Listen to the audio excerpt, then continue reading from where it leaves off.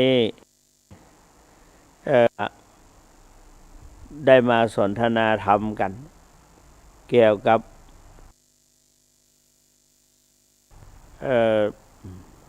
เรื่องที่เราบ่นกันก็ว่าทำไมใจอันตรายมีอยู่รอบด้านโดยเฉพาะอย่างยิ่งเป็นที่ประจักษ์อยู่ว่าภัยเกี่ยวกับเรื่องความเจ็บความตายความเจ็บป่วยไข้หรือว่าความตายมันมาบีทาเป็นภัยอันตรายยิ่งวัดไข้ไปที่ไหนก็ต้องวัดไข้ใส่แมสล้างมือถือห่างแม้แต่อยู่ใกล้ๆกันก็ต้องระวังต้องใส่แมสอยู่ตลอดเวลาถูกต้องสัมผัสกันก็ต้องเป็นที่ระแวงทั้งเขาทั้งเราเมื่อวานนั้นไปสันกำแพงลูกหลานมาหาเราก็ต้องสัมผัสได้ก็ประเมินต้องรีบออกจากกันเพราะว่าเราก็มาทราบแน่เหมือนกันว่าเขามาหาเราแล้วเราจะปลอดภัยกับเขาหรือไม่เพราะเราเป็นผู้ไปเมืองฮอดไปช่วยแดนเดินต่อเรียกว่ารอยต่อระหว่างจอมทองกับอำเภอฮอดเผอิญนั่นแหละเกี่ยวกับเรื่องโควิดนี่แหละก็ปรากฏว่าในหมู่บ้านเป็นหลายคนเป็นหลายครอบครัวในฐานะที่เป็นเจ้าคณะพระสังฆาธิการเป็นผู้ปกครองสงฆ์ทางโน้นพระสงฆ์เนี่ยไม่ทิ้งชาวบ้านไม่เหินห่างจะมีเป็นกิจวัตรเป็นสิ่งที่เป็นคุณธรรมที่ครูบาอาจารย์ได้สอนพระภิกษุสงฆ์มาโดยตลอดว่าสวดมนต์ภาวนาศึกษาเล่าเรียน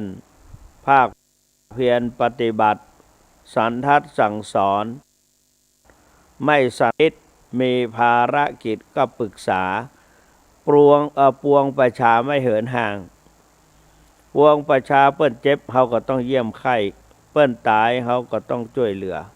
เจ็บเยี่ยมไข้ตายช่วยเหลือหรือว่าจะตายเยี่ยมผีมีช่วยเหลือมรณาก็จัดงานศพตามกำลังพระจะไปอยู่เมืองเฉยไม่ได้เป็นผู้ได้รับอย่างเดียวไม่ได้แม้แต่พระตั้งสงฆ์อำเภอฮอดเปิ้นก็มานิ่งนอนใจก็ท่านพระครูรองเจ้าคณะอำเภอเพิ่นก็มาต้อนรับเราก็ไปมอบปัจจัยท่านรองเจ้าคณะอำเภอพร้อมด้วยเลขาเอามาปรึกษาว่าเราสมควรจะไปช่วยเหลือเปิ้นกล้ารอยต่อเนี่ยก็เห็นด้วยได้นะเห็นด้วยในการที่เราเป็นพี่บ้านน้องอำเภอฮอดนั้นเป็นบ้านเก่าเมืองเดิมเป็นมาตุภูมิของพระเดชพระคุณหลวงปู่เจ้าคุณพระพรหมมงคลหรือหลวงปู่ทองเพราะเมื่อหลวงปู่ยังมีชีวิตอยู่ตลอดชีพก็อุทิศให้กับพี่น้องเมืองฮอดมาได้ตลอดในคราวครั้งนี้หลวงพ่อจากไปครูบาอาจารย์ทั้งหลายไปเยี่ยม เวลาเปิ้นเจ็บเปิ้นไข้ตลอดถึงศรัทธาประชาชนได้รับความเดือดร้อน เมื่อเราได้มาเป็นผู้นำของจอมทองฝ่ายสงฆ์เมื่อพระสงฆ์ตั้งจอมทองมาพิจารณาว่าเราควรจะช่วยเหลือเราก็ต้องเห็นด้วยที่จริงเราเห็นด้วยอยู่แล้วล่ะนะกับได้ไปช่วยเหลือทวานั้นได้ไปร่วมด้วย20,000 บาทพร้อมด้วยเครื่องใช้ต่างๆที่จะเป็นโดยเฉพาะแมสนะแล้วก็เจลล้างมืออย่างต่างๆแต่ส่วนอาหารการกินนั้นเราก็มีบางส่วนและนอกจากนั้นก็มาช่วยเหลือในภายในจอมตองวัดที่ตำบลแม่สอยภายในตำบลแม่สอย 5-6 วัดทั้งที่บนดอยเขาก็ให้เจ้ารองเจ้าคณะอำเภอขึ้นไปทำให้เสร็จในวันพรุ่งนี้นอกจากนั้นภายในจอมตองคณะสงฆ์จอมตองก็บ่นิ่งนอนใจวันพรุ่งนี้เช้านี้วันพรุ่งนี้9 โมงนายอำเภอจอมตองเปิ้นอยู่เปิ้นรอต้อนรับคณะสงฆ์ที่จะให้ความช่วยเหลือพี่น้องจอมตองที่ได้ประสบภัยโรคโควิดอย่างนี้ที่เปิ้นชาวบ้านเปิ้นเข้าถึงกันแล้วก็เราก็จะต้องให้ช่วยเราไปช่วยเปิ้นนี่เพราะฉะนั้นท่านสาธุชนพุทธบริษัททั้งหลายคณะสงฆ์บ่ได้นิ่งนอนใจบอกว่าจะอยู่มุมใดเราก็ช่วยกันศรัทธาประชาชนที่อยู่ใกล้เคียงของตัวเก่าของแต่ละในเขตปกครองของตัวเก่าแล้วก็ต้องดูแลมาติดใกล้ๆกันและนี่ถือว่าเป็นพยาธิภัยมีชราภัยพยาธิภัยเกิดขึ้นโดยเฉพาะพยาธิภัยมีโรคภัยไข้เจ็บเกิดขึ้นนี้มากระทบถึงความเป็นอยู่ของพระสงฆ์ไปไหนบ่ได้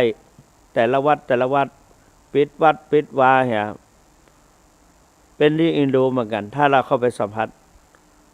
ท่านเลขาเจ้าคณะอำเภอจอมทองถามว่าตุลุงจะปิดก่อนจะให้ผมไปเองกะจะปิดก่อนนิมนต์เพราะมันได้เราต้องไปถึงเปิ้นในฐานะที่ตัวเก่าเป็นเจ้าคณะอำเภอโอกาสที่จะเข้าไปเยี่ยมเยียน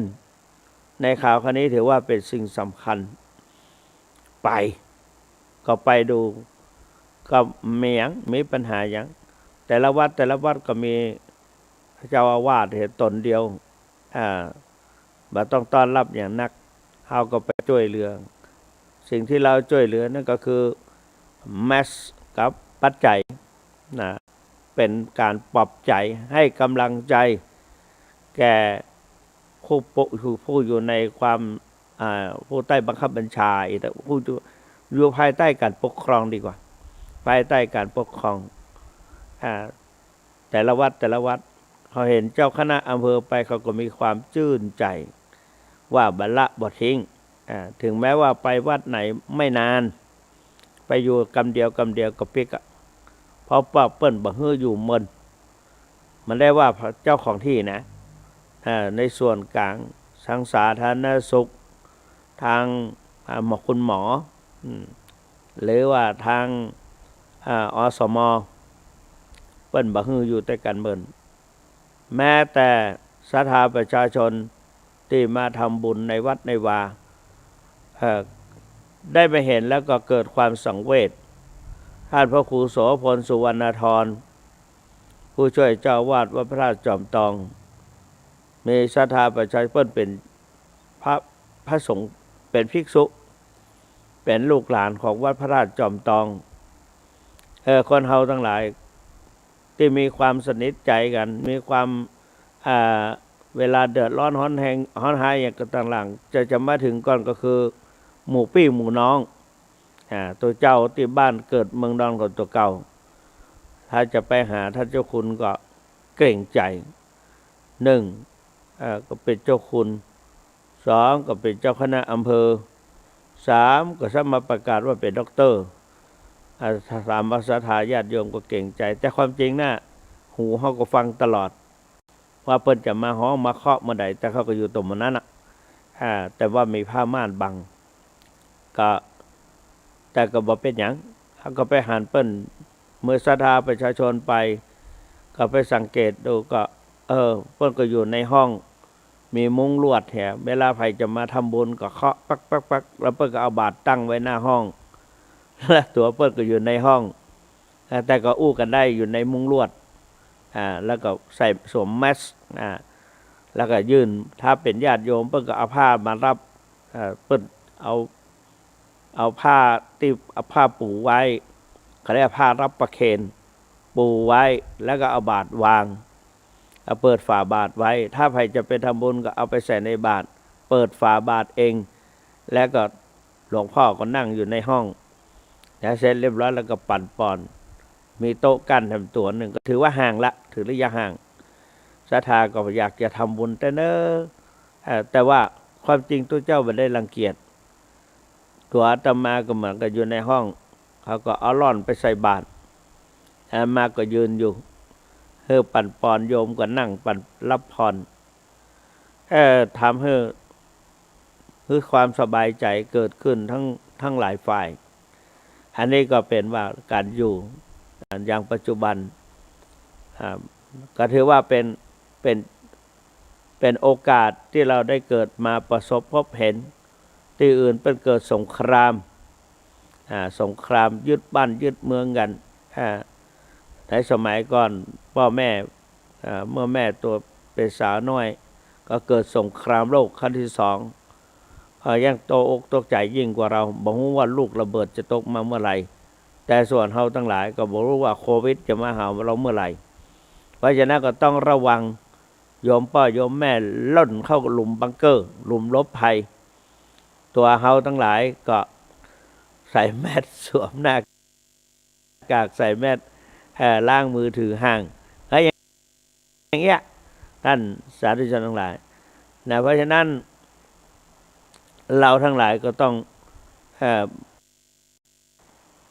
บอกบ่ได้ในเรื่องเกี่ยวกับเรื่องโรคภัยก็คือยิ่งอายุสูงเท่าใดก็ยิ่งกลัวตายเท่านั้นแปลกดีเหมือนกันยิ่งอายุมากเท่าไรก็ยิ่งมีความกลัวตายเท่านั้นเราลืมนึกถึงคำสอนพระพุทธเจ้าตรัสว่ามรณะธัมโมเหละล่วงพ้นความตายไปไม่ได้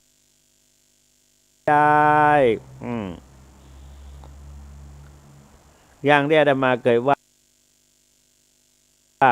ถึงแอบซ่อนในกลีบเมฆกลางเวหาซ่อนกายากลางสมุทรสุดวิสัยซ่อนตัวตนณซอกเขาพ้นจากความตายอันความตายชายนาลีหนีไม่พ้นมีหรือจะมีหรือจนก็ต้องตายกลายเป็นผีถึงแสนรักก็ต้องร้างห่างช้าหรือไว เมื่อก่อนนั้นอาตมาถือว่ามีความประมาทตอนหลวงปู่ยังมีสังขารยังมีชีวิตอยู่ยังบาละสังขารเด้อเขาก็นึกว่าเพราะว่าเพิ่นจะต้องจัดให้เขาเพราะแต่ละศพแต่ละรูปนั้นก็หลวงปู่จัดให้อย่างดีนอกวัดก็จัดให้อย่างดีแต่เขาก็ได้กราบเรียนเพิ่นบอกว่าปู่ครับผมเนี่ยถ้าตายไปเนี่ยทำบุญมักนักได้ตึกร่างกายจะไปเป็นมอบสรีระไว้ตั้งแต่พ.ศ. 519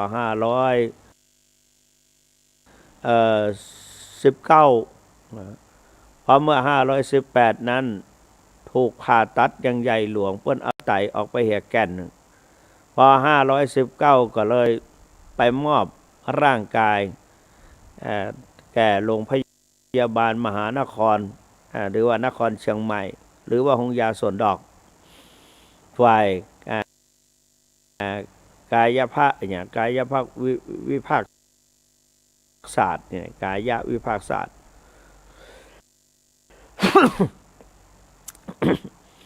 เอาไว้เหมือนเอากษัตริย์ญาติโยมทั้งหลายถ้าจะมาตายไปนี่หลายๆคนบ้าบริจาคร่างกายไว้หลายคนกับบางคนก็มาปลอบใจแล้วก็ยิ้มเพราะว่าเขาตั้งใจอยู่แล้วเขามาได้ถูกบังคับบัญชามีสติสัมปชัญญะสมบูรณ์ใครตาร่างกายพระพุทธเจ้าปริจาคะบริจาคะบริจาคทรัพย์สมบัติแล้วก็เจเวตาปาเลจาคะตานาปาลามิสัมปันโนบริจาคชีวิตสละชีพเป็นทานปุตตะปาเลจาคะตานาปาลามิสัมปันโนบริจาคบุตรภรรยาแล้วก็สัมปันนาปาลามิสัมปันโนบริจาคอวัยวะ1บริจาคทาน2บริจาคอวัยวะ3เสียสละชีวิตมาพูดถึงตอนนี้พูดถึงว่าพระพุทธเจ้าในสมัยหนึ่งเกิดเป็นดาบสเป็นหัวหน้าในพระชนชีพของพระองค์และในพระหฤทัยของพระองค์ตอนนั้นเป็นดาบสกึดอยู่ตลอดเวลาใครบริจาคร่างกายเป็นทานปารมีอย่างกรมพมานวันหนึ่งปาลูกศิษย์ลูกหาเป็นในป่าเดินดงตามวิสัยของดาบสไปหาที่บำเพ็ญสมณธรรมยิ่งเข้าไปก็ไปปะซึ่งหิวมากไปไหนก็บักได้พยายามจะกินลูกตัวเองเพราะว่ามันหิวแล้วก็พระพุทธเจ้าคุณเอาโพธิสัตว์เรานี่ก็นึกอยากท่านก็บอกว่าจะได้ไม่พูดอะไรท่านก็เลยบอกให้ลูกศิษย์ลูกหาไปหาฟืนหาไม้แห้งมาตอนนี้พระอาทิตย์เกือบจะอัสดงละก็ว่าอยู่ที่ตะวันตกใกล้ๆพระอาทิตย์จะลับขอบฟ้าไปซ่อหาไม้แห้งมาสุ่มกันไว้คืนนี้อันตรายเพราะว่าขนาดเชิงดอยหรือว่าลุ่มเขาตีนดอยมีแม่เสือลูกอ่อนอยู่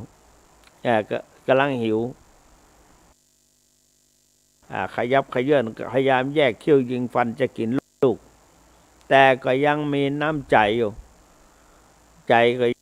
ยังรุกอยู่ยังรักแง่ๆต่อหน้าลูกตัวน้อยพอสุดท้ายลูกศิษย์ลูกหาไปลูกศิษย์ลูกหาก็เตือนอาจารย์อย่าไปทำเช่นนั้นนะเนี่ยตอนนี้เราก็เพราะว่าพวกเราก็ตั้งใจออกมาบวชติดตามลำเพื่อได้รู้แจ้งเห็นจริงซึ่งโมกขธรรมอาจารย์ก็บอกว่าฉันรู้ว่าอะไรควรทำอะไรไม่ควรทำ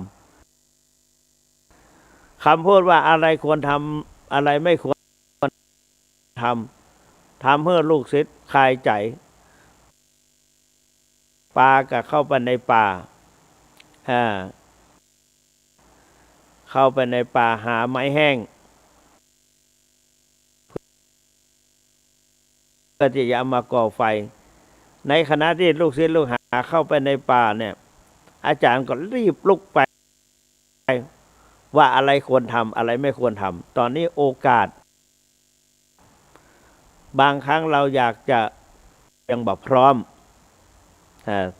มาพร้อมเพราะว่าสถานที่สื่ออะไรต่างๆสิ่งแวดล้อมก็บ่พร้อมที่จะให้เขาทำอย่างนี้บางครั้งเรา จิตใจเราถึงสูงส่งที่สุดอยากจะสละชีพเป็นตาบัดนี้แม่เสือก็อยู่ในเชิงเขาหันแล้วตัวเราก็มาอยู่ในป่า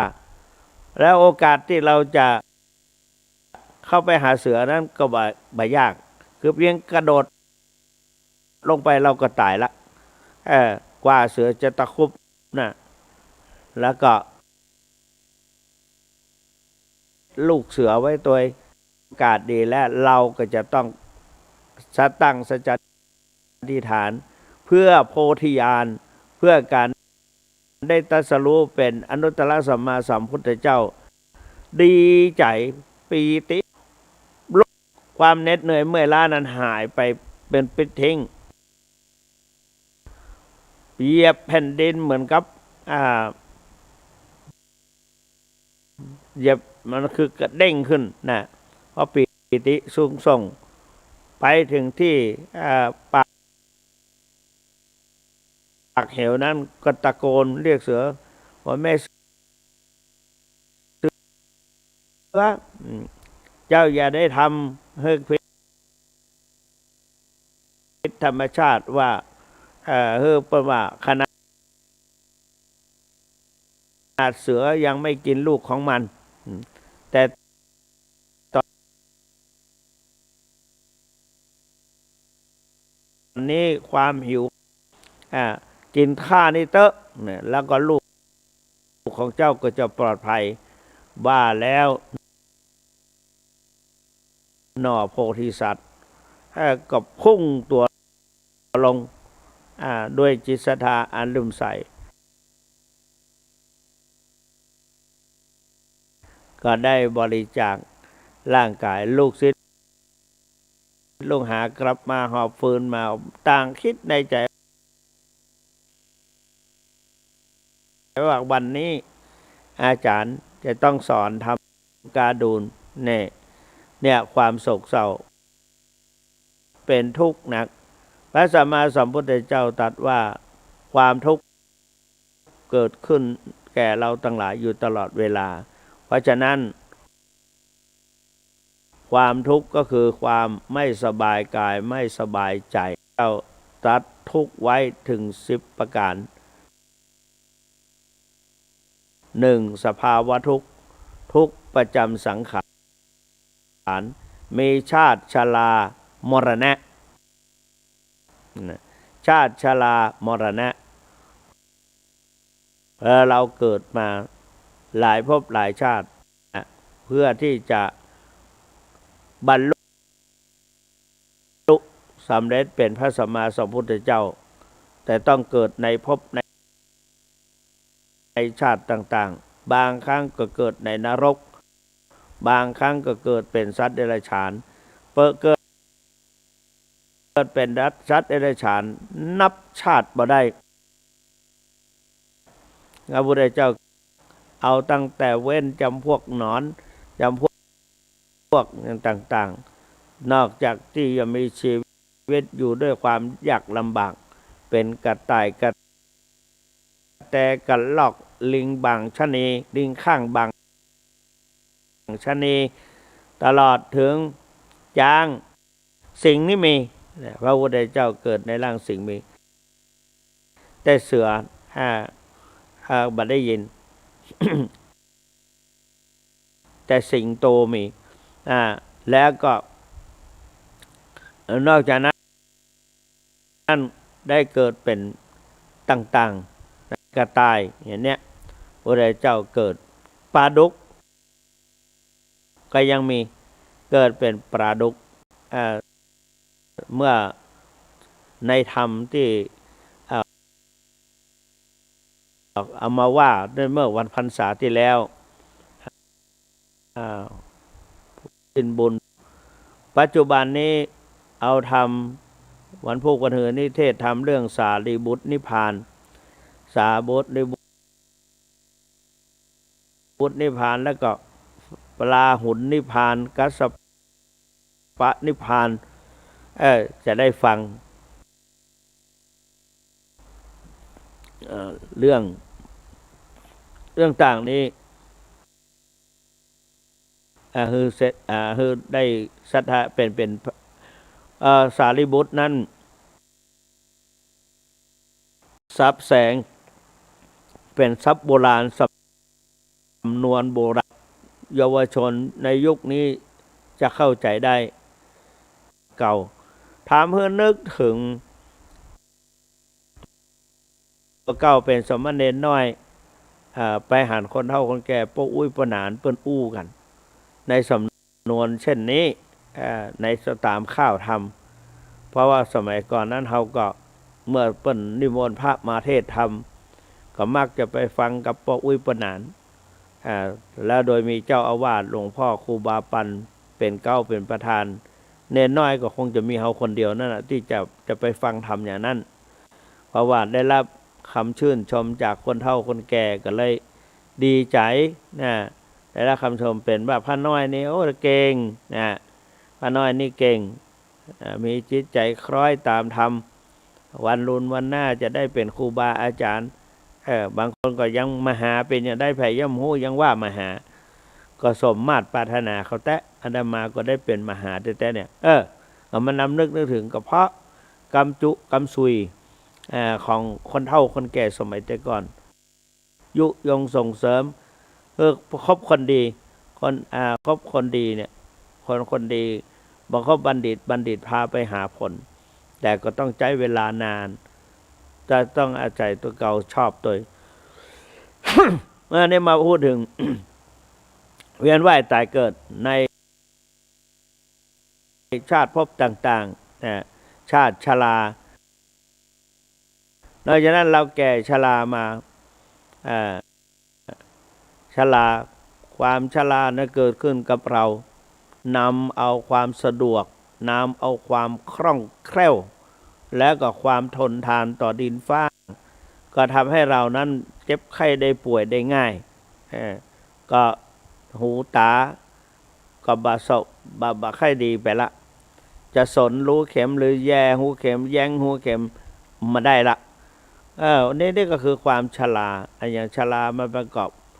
เหมือนพระอาทิตย์จะเริ่มคล้อยลงก็นะอย่างศรัทธาญาติโยมทั้งหลายเอาก็เหมือนกันหมดละเขาไปชรา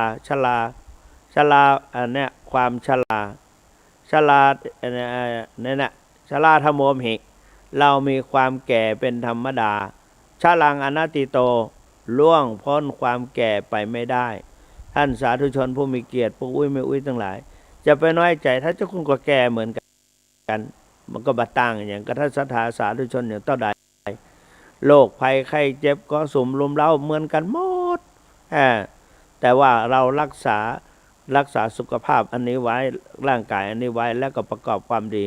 ก่อนเขายังบอกว่าเขาจะตายเมื่อใด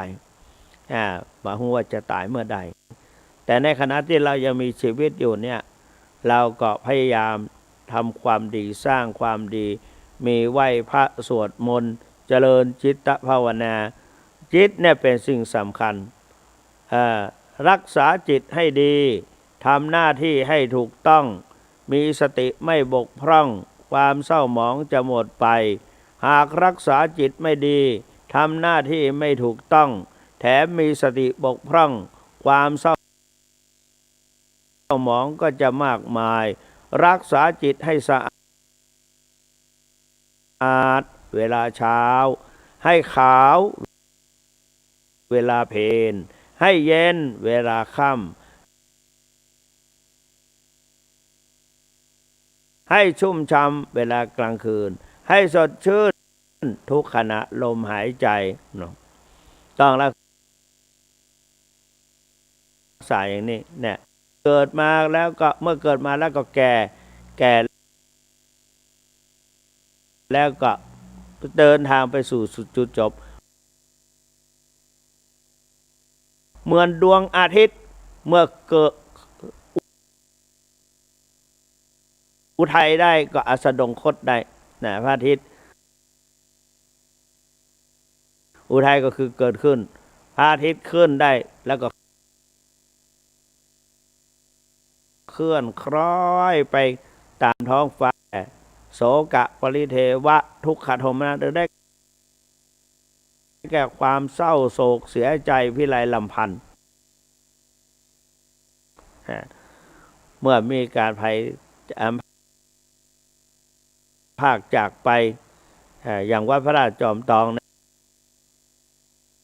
นั่นก็เมื่อนั้นน่ะหลวงปู่จากน้ำตาไว้ได้ทั้งที่หลวงปู่ก็สอนในเรื่องนี้นะเราก็จะต้องพัดภาคจากของรักของชอบใจแต่ท่านทั้งหลายทุกคนก็เหมือนกันทั้งพ่อแม่ของเราบิ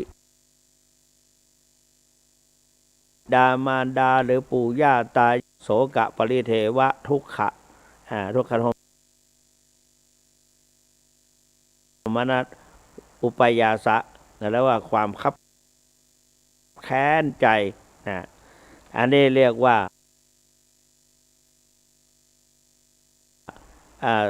ปกิณณกทุกจรแล้วก็ทุกอีกอย่างหนึ่งทุกเกี่ยวกับเรียกว่านิพพานอุจจาระปัสสาวะนี่ก็เป็นสิ่งสำคัญทำให้เราต้องเข้าโรงพยาบาลออกโรงพยาบาลเกี่ยวกับถ่ายบ่ออกนะถ่ายบ่ออกหรือถ่ายบ่เป็นปกติกระปริดกระปรอย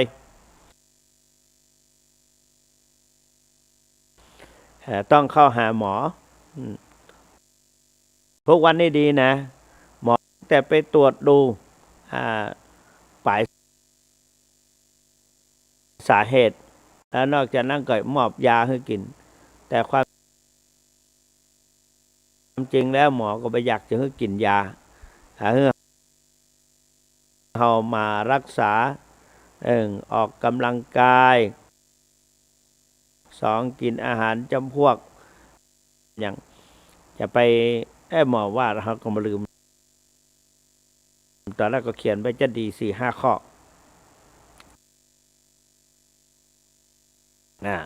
เพราะนั้นต้องแล้วมาที่จำได้ก็คือว่าดื่มน้ำเป็นยากินปลาเป็นหลัก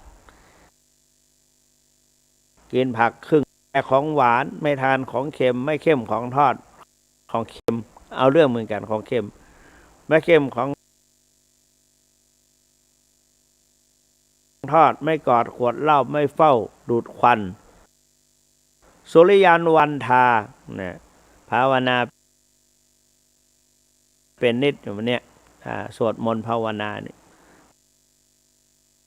พยายามรักษาเพราะนั้น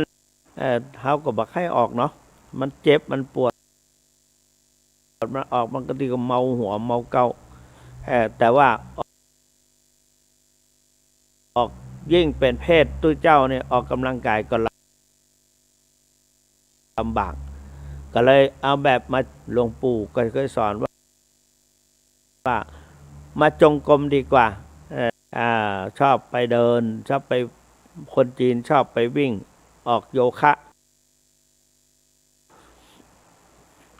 ตุ้งพระเฮาก็มาเดินจงกรม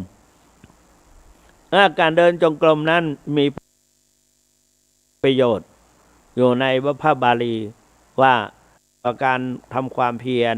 3อาหารที่กินเข้าไปแล้วย่อยง่ายสลายได้ดี4เลือดลมในร่างกายไหลเวียนได้สะดวก5เป็นกำลังแก่สมาธิคือนั่งสมาธิติดไว6นั่งสมาธิทนนานการนั่งสมาธินั้นทำให้เขาได้กำหนดเพราะว่าจิตทำให้ได้อานิสงส์จิตใจสงบพบปัญญาปัญหาหายเทว่าปัดมาเป็นอุปกรณ์มาสอนตัวเก่ามานั่งเป็นแล้วจะบอกอย่างหนึ่งเมคาถาอยู่ในวิสุทธิมรรควันนั้นไปตะวันที่17ไปวัดพระพุทธบาทตากผ้าปณิมนต์ไปเทศ เขาก็ถามว่าจะเทศเรื่องอะไรอย่างเปิดว่าเทศเรื่องความกตัญญูกตเวทีมันก็แต่ละองค์ก็มาเทศแบบนั้นเราก็เลยเอาเทศเกี่ยวกับเรื่องการปฏิบัตินะและทีนี้พอลงมาแล้วเราก็มานั่งคุยกับเจ้าอาวาสกับท่านเจ้าคุณสุวรรณเมธีนั้นสนิทสนมกันมากเคยอยู่ใต้กันมาเป็นเวลาหลายปีเหมือนกันคุกคีกันสมัยแต่ก่อนเขาหนุ่มๆเขาเป็นตู้เจ้าก่อนเปิ้นเป็นเนนแต่เปิ้นมีความรู้กว่าแต่เขาก็บาถือตัวกันในวัดพระบาทตักผ้ารักกันเหมือนพี่เหมือนน้องก็เลยมานั่งชุมนุมกันมีอย่างเล่าสู่กันฟังว่าคนละต่างจังหวัดเปิ้นอยู่เวียงป่าเป้าเฮาอยู่สันกำแพงตอนนี้เขามาอยู่พระบาทตักผ้าด้วยกันอู้กันไปมาใครจะไปหูว่าในวันหน้าเนี่ยเขาจะได้มาเป็น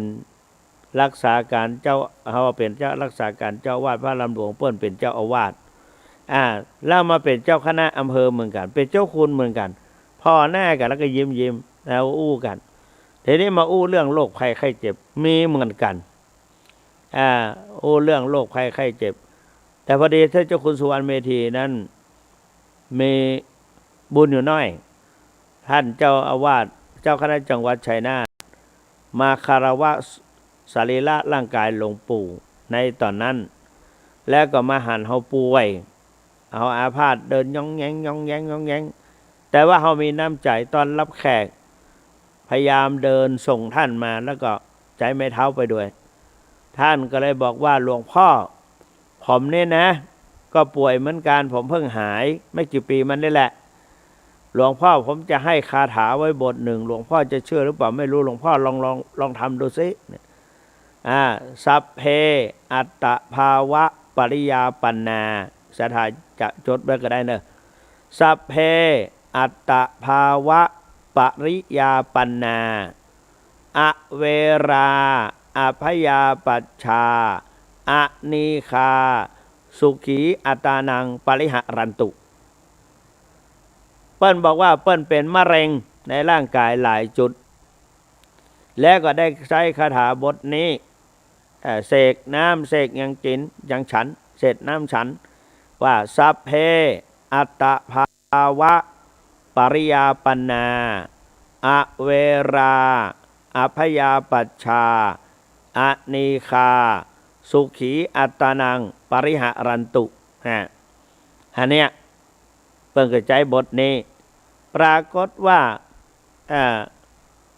เปิ้ลมาได้ผ่าตัดศัลยกรรมมันก็หายไปเหี้ยทุกวันนี้เปิ้ลก็ยังจำเริญอยู่ยังภาวนาอยู่เปิ้ลก็ในขณะนั้นเขาก็บอกผมสามารถจะจำได้ก็เลยเข้าไปในพระวิหารหลวงปาเปิ้ลเข้ามาไหว้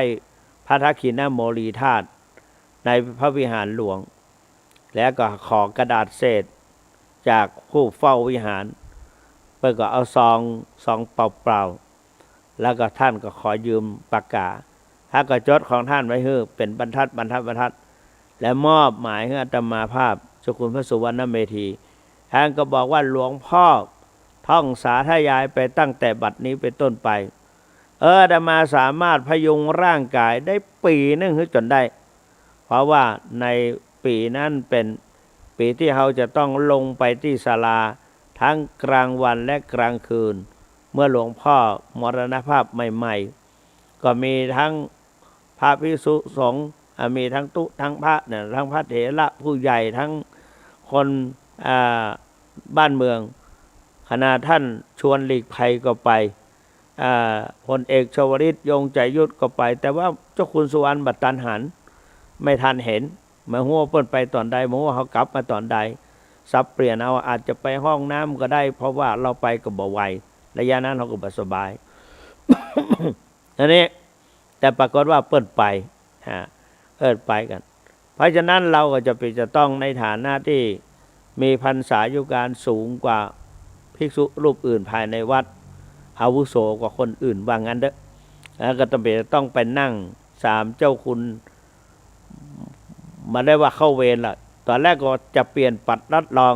แบ่งหน้าที่กันไว้เรียบร้อยผลสุดท้ายสามเจ้าคุณมาไปไหนเลย เข้าไปเพียงแต่ว่าไปธุระส่วนตัวแป๊บเดียวก็ปิกมาแถมอย่างเนี้ยด้วยอาศัยสัพเพอัตตภาวะปริยาปนาอเวราอภยาปชาอานิคาสุขีอัตนังปริหารันตุผ่านครบปีไปพอดีเอากันนะว่ามีอานุภาพสถาจดไว้เนอสัพเพอัตตภาวะปริยาปนาอเวราอภยาปัชชาอเนคาสุขีอัตานังปริหารันตุเนี่ยเพราะนั้นนี่แหละเพราะว่าเราทั้งหลายหนีบ่พ้นทุกตัวที่สี่พยาธิทุกเพราะเกิดกับความเจ็บไข้ได้ป่วยพยาธิธรรมโมหิเรามีความเจ็บไข้เป็นธรรมดาพยาธิงานาติโตล่วงพ้นความเจ็บไข้ไปไม่ได้ความเจ็บไข้บางทีเขาก็หามาใส่ด้วยตัวเก่าบางทีเขาก็ใจลดมันสรีระยันตังอ่านว่ายนต์คือสรีระร่างกายของเราเป็นเครื่องยนต์จตุตกังอันมีจักสี่มีแข้งมีขามีมือทั้งสองนวัฏทวรังอันมีทวารเก้าจักขุทวารโสตทวารชิวหาทวารกายทวารกายทวารแล้วก็มีเก้าช่องนะมีช่องทวารหนักทวารเบาแล้วก็มุขทวารปากเนี่ย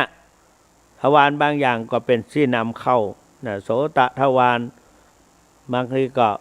หูอันนี้ก็คันแต่คันว่าอย่างกับแมงอย่างเข้าเอามันนักนึกถึงสุนัขมันมีมือมันเนาะมันคันหูมันตะแคงโอ้ยดูมันเหมือนกันสงสารมันเหมือนกันอย่างเป็นมนุษย์เฮาเนี่ยหายอย่างทะแยงแย่ไปได้เอาตะขอเกี่ยวได้เนี่ยเจ็บนักเกินคันไปหรือมีโรคมีภัยต่างๆแล้วเราก็ไปลงหมอลงอย่างเพราะอย่างนั้นเปิ้ลจะมีจักขุโสดห้องในจักขุหูตาจมูกเนี่ยหูตาคอหูตาจมูกเนี่ยเปิ้ลจะมีแผนกหนึ่งนะหมอน่าจะมีแผนกเฉพาะทางหมอแพทย์จบมันก็หมดประกอบมีเฉพาะทางหูคอจมูกอย่างนี้เป็นต้นหูตาคอจมูกเพราะนั้นเราก็นี่แหละความเจ็บไข้เป็นธรรมดามรณะธรรมโมหิแล้วก็เนื้ออันสี่แล้วนะแล้วก็สันตาปทุกข์ข้อที่ห้าทุกร้อนรุมท่านสาธุชนทั้งหลายถ้าเมื่อเราเดือดร้อนกันจึงมีศีลข้อที่สามเรื่องเกี่ยวกับความเร่าร้อนความเกี่ยวกับกามราคะเกิดขึ้นได้ยิ่งมีตู้เจ้าตนหนึ่งมรณภาพไปแล้วสมัยอาตมาเป็นพระน้อยเมื่อเป็นตู้เจ้าหนุ่มๆไปบวชอยู่ที่วัดพระพุทธบาทตักผ้าครูบาเปิดสอนในเรื่องเกี่ยวกับว่าภิกษุทั้งหลายพระสงฆ์เขาทั้งหลายเรามาบำเพ็ญนี่เนี่ยมาบำเพ็ญทุกวันพระน้อยเขาตู้หนุ่มพระน้อยเขาพูดไปเรียนหนังสือเขาก็ยังอยู่ไว้เรียนโมเฮานิชราภาพแล้วนี่เฮามาตัดมาอบรมบ่มนิสัยนั่งภาวนาโดยการจงกรมจงกรมนั่งกรรมฐานภาวนาตกลูกประคำพระบัตรภาพเพิ่นมีลูกประคำเนาะสมัยก่อน มีตุ๊ปอตัวหนึ่งเป็นคนลำปางบ้านจูดบ้านจำแถวเนี้ยบ้านม้าคนเนี้ยยกมือไหว้ครูบาครับบ่ต้องห่วงผมได้ถึงวันนี้นะถ้าจะปิกไปบ้านเมียก็ยังมีอยู่ครอบครัวยังมีอยู่ฐานะก็ดีกูยังที่ออกมานี่หมดละบะมีกามาราคะสิ้นหมดประเดี๋ยวนี้บะมีสักอย่างครูบาเพิ่งก็มาว่าอย่างก็ดีแล้วนะนี่แต่ว่าต้นไม้ทุกต้นยิงแก่เพียงใดยางมันก็ยิงเหนียวเพียงนั้น ต้นไม้ยิงแก่เท่าใดย่างมันก็ยิงเหนียวเท่านั้นเหมือนเพิ่นว่าแต่หลวงพ่อองค์นั้นก็เป็นไปตามที่เพิ่นว่าแต่เขาก็มาเล่าฝันเพิ่นแล้วนะเพิ่นก็เสียไปในเรื่องเกี่ยวกับเรื่องนี้แต่นะเพราะน่ะบ้าต้องมาต้นไม้ยิงแก่เท่าใดยางมันก็ยิงเหนียวเท่านั้นเพราะนั้นเราจะต้องบำเพ็ญตบะเพื่อบำเพ็ญเพียรเนี่ยเพื่อที่จะข่มสันตาปทุกข์ทุกข์ร้อนรุมทุกข์ร้อนรุมอันเกี่ยวกับโลภะโทสะโมหะหรือราคะโทสะโมหะเพราะสิ่งเหล่านี้เปิ้นฮ้องว่าเป็นไฟ3กล่องราคะคิไฟคือราคะโทสักคิไฟคือโทสะโมหะคิไฟคือโมหะถ้าดับไฟ3กล่องนี้ได้เย็นถึงพระนิพพานอาดับเสร็จเนี่ยอันนี้เป็นกล่องที่ทุกตัวที่5ทุกตัวที่6วิปากทุกทุกเพราะกรรมวิบากผลอันสุขวิเศษแห่งบาปกรรมที่เราได้ทำมาเนี่ยไม่ใช่สบาปกรรมอย่างเนี้ยนะเป็นผลบุญก็มีนะความสำเร็จผลิดอกออกผลนี่ถ้าว่าเป็นบุญเป็นกุศลความสำเร็จผลิดอกออกผลอย่าเราจะมาอย่างครูบาว่าน่ะตอนต้นสู้ทนทุกข์จะพบสุขเมื่อตอนปลายตอนต้นเราสบายจะได้ร้ายเมื่อปลายมืออย่างบรรดาท่านผู้มีเกียรติพี่น้องสาธุชนคนเฒ่าคนแก่เขาทั้งหลายถึงวันที่เราสบายถ้าอยู่อู้หนึ่งนะสบายศรัทธาญาติโยมไปไหนมาไหนมีกินมีใจอันนี้ก็เพราะวิปากทุกข์ผลแห่งการประกอบสัมมาอาชีพเก็บหอมรอมริบจึงให้เราได้อยู่สุขสบายในวันนี้ผลแห่งบุญเราก็บ่ได้รับความเดือดร้อนฮ้อนหายอย่างบ่มีไผมาแย่งบ้านแย่งเมืองเราแล้วก็บ่มีไผมาเบียดเบียนเราได้เราอยู่สุขสบายตราบเต้าเจนอายุของเขาจะอยู่สุขสบายไปตลอดแต่แม้ว่าความโรคภัยไข้เจ็บจะเกิดขึ้นอันนี้มันเป็นธรรมดาอยู่แล้วก็เรียกว่าเป็นธรรมดาพยาธิธรรมโมมหิเรามีความเจ็บไข้เป็นธรรมดาพระพุทธเจ้าบอกอีกมันเป็นธรรมดาของสังขารนะต่อไปก็คือตัวที่7สหคตทุกข์ทุกข์ที่เราไปทำอะไรก็มีทุกข์เพราะอันนั้นอย่างอาตมาเข้ามาอุกศรัทธาญาติโยมเนี่ยไปไหนก็ไม่ได้เพราะคืนวันพฤหัสคืนวันศุกร์อาตมาก็ต้องตรักตำมาจะไปออกที่ไหนก็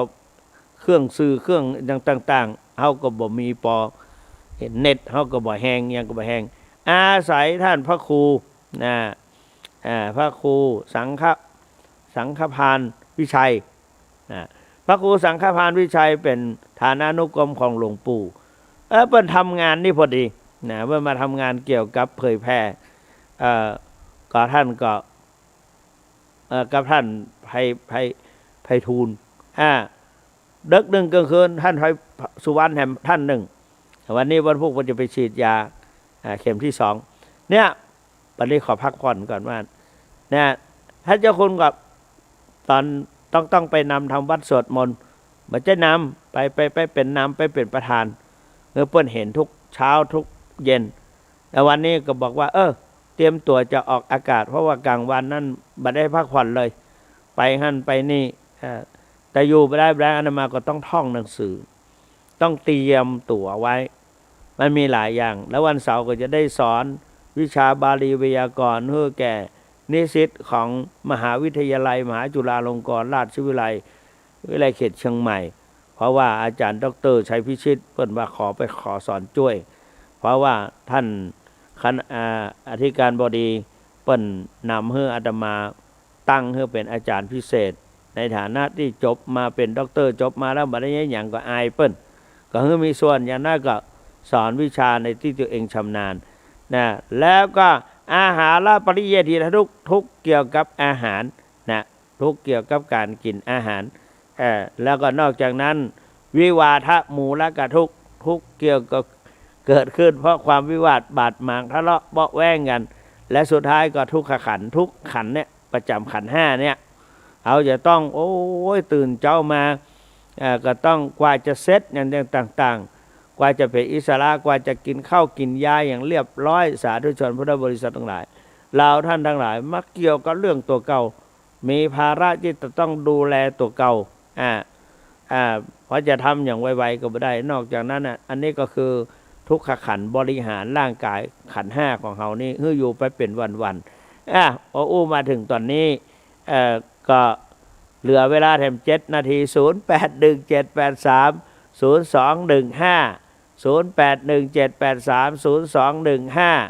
ใครจะโทรเข้าหาเจ้าคุณก็โทรได้เนอขออภัยที่ไม่ได้เปิดเพราะว่ามันจะบ่อยสุดแล้วมาเมาไปมันอธิบายหลายอย่าง0817830215ส่วนรายละเอียดนั้นจะมาอู้ในวันพรุ่งนี้นะ0817830215โทรเข้ามาเลยก็ว่ารับไปหมดแล้วฝนตกกันเนาะเดี๋ยวนี้ก็ขึ้นจอแล้ว0817830215พระสุวรรณเมธีหรือว่าเจ้าคุณสุวรรณตกใจเจริญพรเจ้านี่โทรมาจากไหน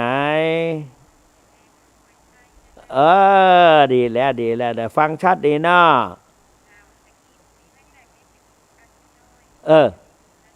ไออย่างคุกคักเจ้าคุณคุกคักก็จะเครื่องโยมคุกคักเครื่องของวัดเนี่ยเครื่องที่อู้เนี่ยเนาะคุกคักไปกรรมเนี่ยท่านฝ่ายประเด็นนี้ดีเนาะเจริญพรขอบคุณเจ้านาติติงชมแล้วตลอดถึงบอกเงื่ออาการให้ฟังเนาะเจริญพรสาธุนะเจริญพรกดดับเทนเนอร์0817830215เหลือเวลาอีก5 นาที5 นาทีมีคุณค่านะสนทนากับท่านเจ้าคุณพระสุวรรณเมธีโทรมาได้เนอ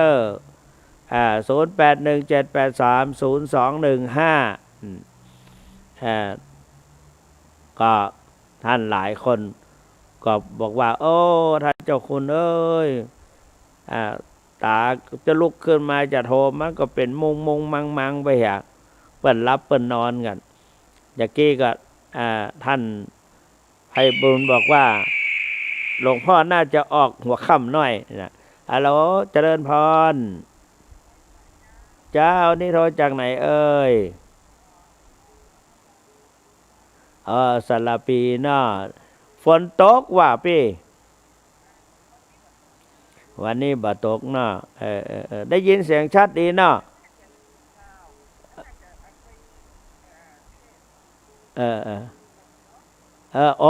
แม่น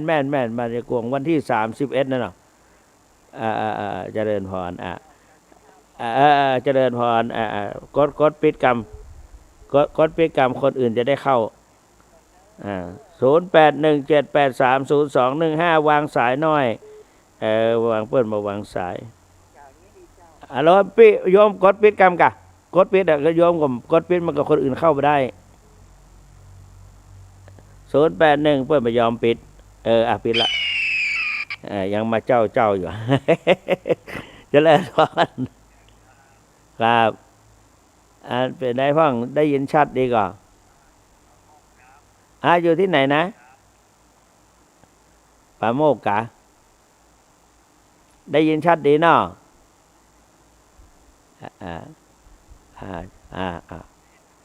ได้ยินเนาะดีละเป็นจะได้พ่องมีข้อติติงอย่างพ่องมีกะฝนตกดีก็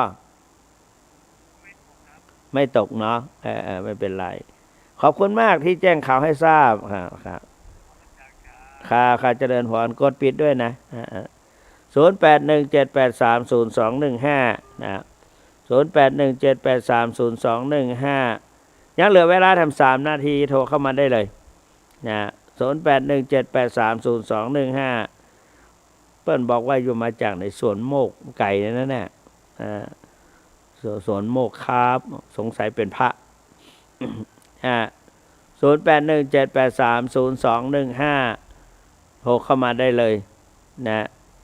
แต่ว่าลุกยากเนาะเขาก็หันใจเห็นใจ เพราะว่าบางทีลุกพรวดขึ้นมาแทนที่จะเป็นบุญกับตัวเก่าเป็นมงคลทำเอาเวียนหัวไปอ่ะนะเจริญพรเจ้านี่โทรจากไหนเอ่ย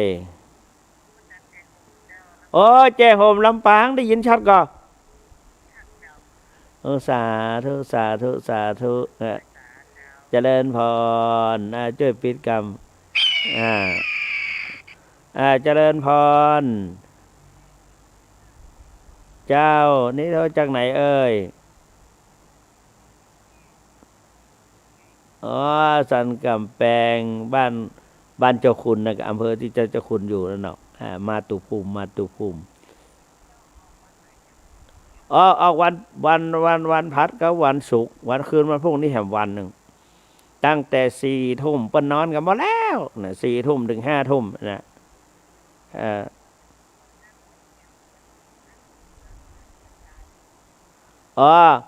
อันอย่างก็สัพเพอัตตภาวะปริยาปันนาสัพเพเอาว่าเกียมไว้วันพรุ่งดีกว่าเนาะเนี่ยมันจะหมดเวลาอยู่แล้วนะ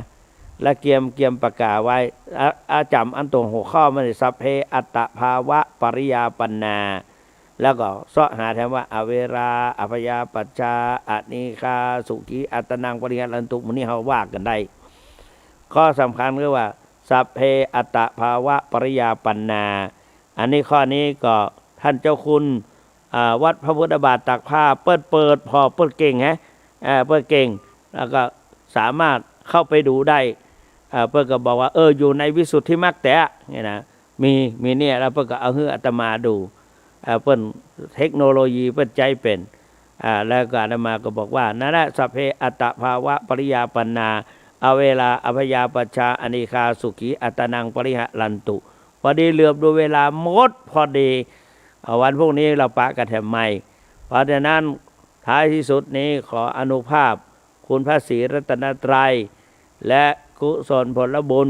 ที่เราท่านทั้งหลายไม่ได้มาร่วมกันฟังธรรมฟังเทศสนทนาธรรมสากฉาเอตัมมังคลมุตตมังกาและกาเลนะธรรมสวนังเอตัมมังคลมุตตมังการฟังธรรมตามโอกาสตามเวลาเป็นมงคลอย่างยิ่งขอความสุขสวัสดีจงมีแก่ท่านพุทธศาสนิกชนทุกท่านทุกคนเทอญ